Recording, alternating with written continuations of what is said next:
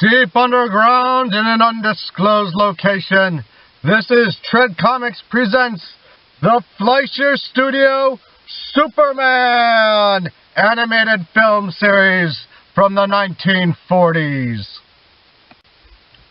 The Fleischer Superman cartoons are a series of 17 animated short films released in Technicolor by Paramount Pictures and based upon the comic book character Superman, making them his first animated appearance. They were originally produced by Fleischer Studios, who completed their initial short and 8 further cartoons in 1941 and 1942. Production was assumed in May of 1942 by Famous Studios, a successor company to Fleischer, who produced 8 more cartoons in 1942 and 1943. Superman was the final animated series initiated by Fleischer Studios before Famous Studios officially took over production. Although all entries are now in the public domain, ancillary rights such as merchandising contract rights as well as the original 35mm master elements are owned today by Warner Brother Entertainment. Warner Brother Entertainment has owned Superman publisher DC Comics since their purchase in 1967. Only the first 9 cartoons were produced by Fleischer Studios. Nonetheless, all 17 episodes are collectively known as the Fleischer Superman cartoons. In 1942, Fleischer Studios was dissolved and reorganized as Famous Studios, which produced the final 8 shorts. These cartoons are seen as some of the finest quality animated cartoons produced during the golden age of American animation. In 1994, the first entry in the series was voted number 33 on a list of the 50 greatest cartoons of all time by members of the animation field. By mid-1941, brothers Max and Dave Fleischer were running their own animation studio in Miami, Florida, and had recently finished their first animated feature film, Gulliver's Travels. The Fleischers were also well into production on their second, Mr. Bug Goes to Town. Not wanting to risk become overworked, the Fleischers were strongly opposed to the idea of committing themselves to another major project when they were approached by their studio's distributor and majority owner since May of 1941, Paramount Pictures. Paramount was interested in financially exploiting the phenomenal popularity of the then-new Superman comic books by producing a series of theatrical cartoons based upon the character. The Fleischers, looking for a way to reject the project without appearing uncooperative, agreed to do the series, but only at a per-episode budget number so exorbitantly high that Paramount would have to reject them instead. They told Paramount that producing such a conceptually and technically complex series of cartoons would cost about $100,000 per short. This was about 4 times the typical budget of a 6-minute episode of the Fleischers' popular Popeye the Sailor cartoon of that period. To Fleischer's stock, instead of withdrawing its request, Paramount entered into negotiations with them and got the per-episode budget lowered to $50,000. Now the Fleischers were committed to a project they never wanted to do with more financial and marketing support than they had ever had received for the projects they had done thus far.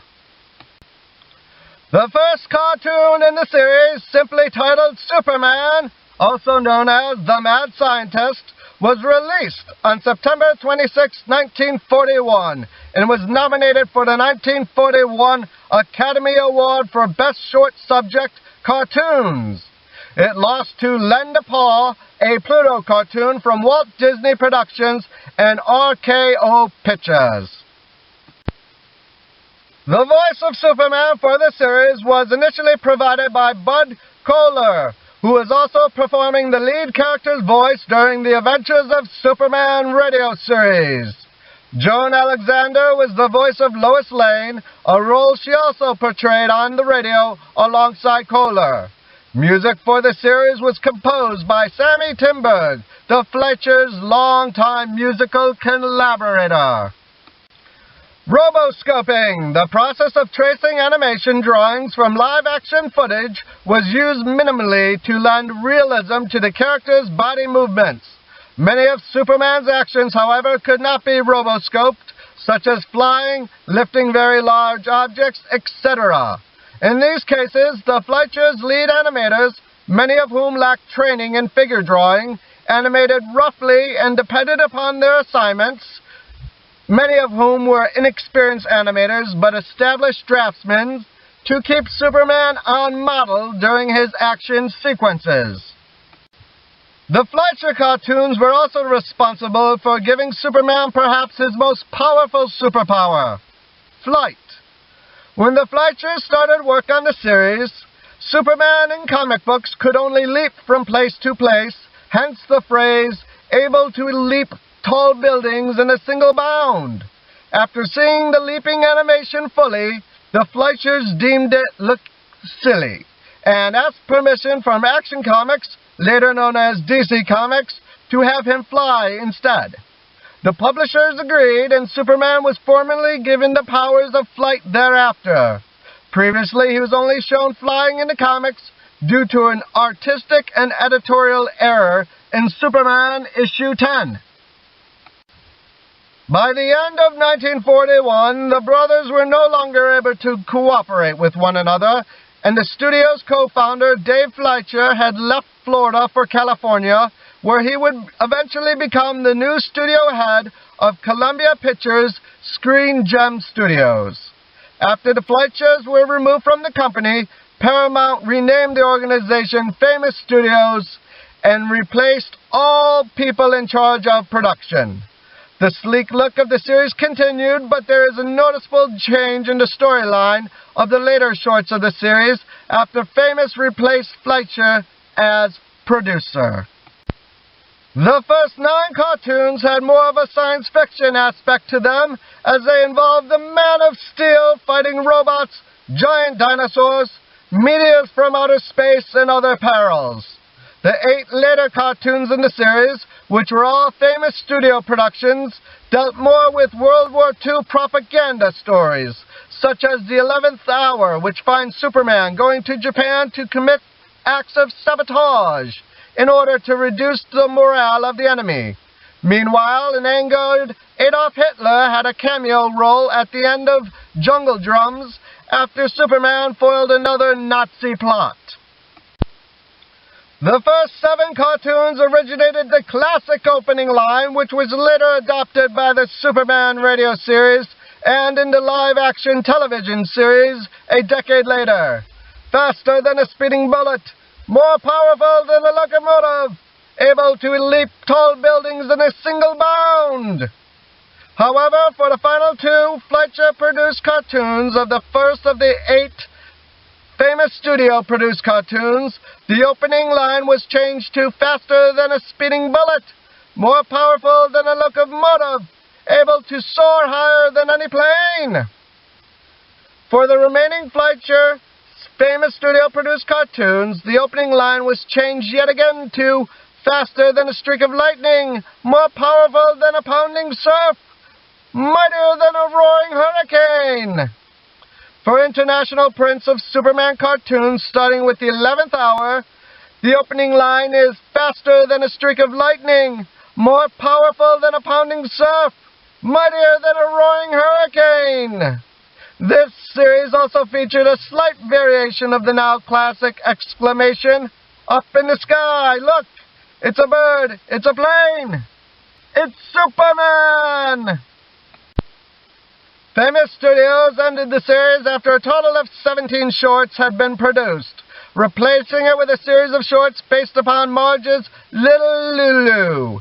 The high cost of the series kept it from continuing in the face of budgetary restrictions that were imposed after removing the Fleischers from the studios. The first cartoon had a budget of $50,000, and the other 16s each had a budget of $30,000, bringing the total cost of the series to $530,000, which is the now equivalent of almost $9 million. In addition, Paramount cited waning interest in the Superman shorts among theater goers, another justification for the series cancellation. The rights to all 17 cartoons eventually reverted to National Comics, who licensed TV syndicating rights to Flamingo Films. All eventually fell into the public domain due to National Comics failing to renew their copyright. Thus, they have been widely distributed on VHS, Laserdisc, and DVD. Nonetheless, Warner Brothers, via parent Warner Media's ownership of DC Comics, now owns the original film elements to the cartoons. In 1985, DC Comics named Fleischer Studios one of its honorees in the company's 50th anniversary publication, 50 Who Made DC Great, for its work on the Superman cartoons. Writer and artist Frank Miller cited the influence of Max and Dave Fleischer, including among them a list of prominent Golden Age comic creators whose work he acknowledged at the end of his 1986 comic series, Batman: The Dark Knight Returns. The series strongly influenced the creation of the acclaimed animated television series, Batman the Animated Series, as well as the similar-looking Superman the Animated Series. Comic book artist Alex Ross has also listed the shorts amongst inspiration for his take upon the Superman look. And now, without further ado, Tread Comics is proud to present the Fleischer Superman 1942 episode, 11th Hour. 11th Hour is the 12th of 17 animated Technicolor short films based upon Superman, created by Jerry Siegel and Joe Shuster. This episode sees Clark Kent and Lois Lane kept under house arrest as prisoners of war in Japan as Superman becomes a saboteur. This episode was produced by Famous Studios and was originally released to theaters by Paramount Pictures on November 20th of 1942. And now, Tread Comics presents The 11th Hour.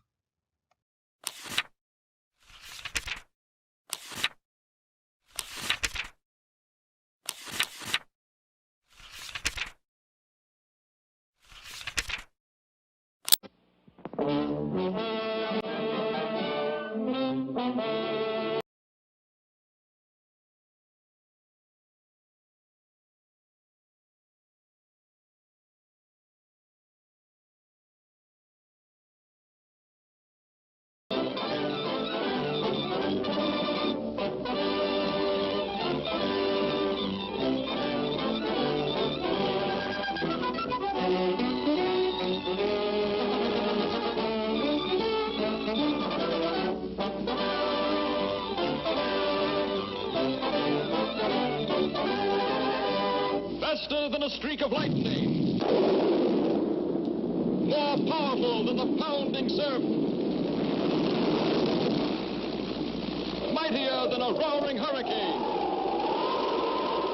This amazing stranger from the planet Krypton, the Man of Steel, Superman. Possessing remarkable physical strength, Superman fights a never-ending battle for truth and justice, disguised as a mild-mannered newspaper reporter, Clark Kent.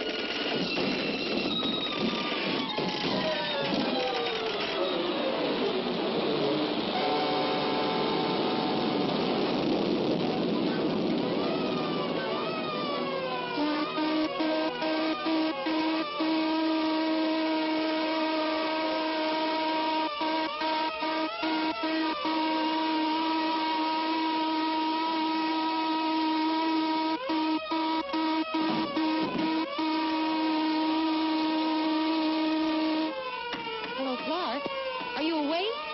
Well, say, who could sleep for a racket like this? But it's been going on every night since we've been interned. What do you suppose it could be? Could be sabotage, I hope.